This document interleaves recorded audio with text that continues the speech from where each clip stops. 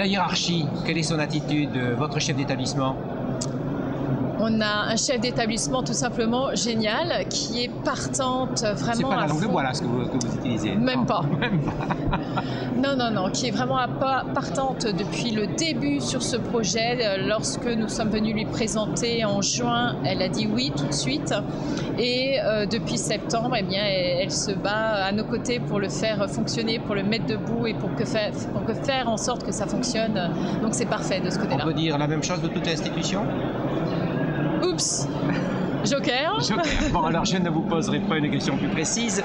Quel conseil vous pourriez donner aux enseignants qui, à titre individuel dans les établissements de France et de Navarre, envisageraient de se lancer dans ce type d'innovation? Un ou deux conseils? De ne pas perdre courage parce qu'on a une institution qui est très lourde, qui est très compliquée, c'est très difficile. Aujourd'hui, pour mettre en place un projet dans un établissement scolaire, on a le choix. C'est soit affronter tous les freins possibles, imaginables, enfin c'est vraiment inimaginable, on ne peut pas imaginer à quel point il y a des freins, ce que je peux subir, et c'est le terme vraiment depuis septembre est absolument affolant. Et alors on a le choix, soit on a les épaules solides et puis on continue d'avancer et puis oui, un jour ou l'autre on a gagné et on y arrive et le projet se met en place. Ou alors c'est vrai ce que font les collègues, les jeunes collègues, c'est qu'ils se mettent en dehors de l'institution et ils font leur projet en dehors de l'institution. Ça c'est dommage. Donc c'est vrai qu'aujourd'hui, eh bien, il faut se battre pour mettre en place ces projets. Mais notre métier c'est quoi? C'est d'abord faire en sorte que nos élèves réussissent leur vie professionnelle, leur vie scolaire, leur vie professionnelle, leur vie personnelle. Donc il faut d'abord penser aux élèves et puis peut-être l'institution nous suivra ensuite. Une suggestion pour le ministre de l'Éducation nationale, comment favoriser l'innovation dans les établissements scolaires en France? Alors je pense qu'il y a un gros problème à l'éducation nationale sur la pédagogie du changement. À l'éducation nationale, on a tendance à former et à équiper. On a oublié l'essentiel, l'expliquer. C'est-à-dire que dans aucune formation aujourd'hui, les enseignants ont la possibilité de comprendre le pourquoi l'école devrait changer. Nulle part. Or, la pédagogie du changement, c'est ça, c'est 3 points. C'est 1, on explique, 2, on forme, et 3, on équipe. S'il n'y a pas ces 3 points, on n'y arrivera pas.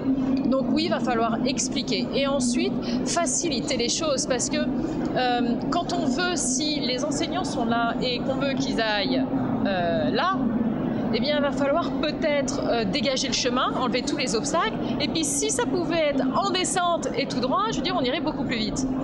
Donc, c'est vrai, faciliter les choses. Aujourd'hui, innover pour un enseignant, c'est vraiment extrêmement compliqué. Il faut vraiment y croire, il faut vraiment être passionné, il faut vraiment vouloir le faire pour les élèves.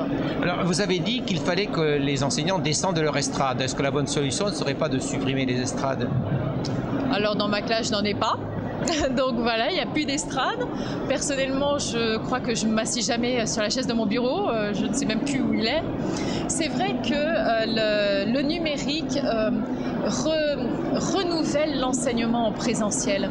Si hier, même si je ne l'ai jamais été, mais alors on va dire dans le temps, l'enseignant était sur son estrade, il faisait cours aux élèves, eh bien aujourd'hui on devient plus transparent, on est derrière l'élève, on est quelque part dans la classe, mais ce sont les élèves qui, en groupe, construisent eux-mêmes leurs notions.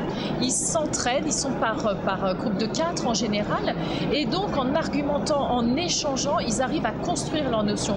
Et parce qu'ils ont argumenté, ils arrivent à mieux assimiler et à mieux s'approprier cette notion. Beaucoup plus que si c'était moi, enseignante, qui leur infusait ce savoir de manière directe comme cela. Mais l'exao, l'expérimentation assistée par ordinateur, oblige l'enseignant à ne pas être sur son estrade.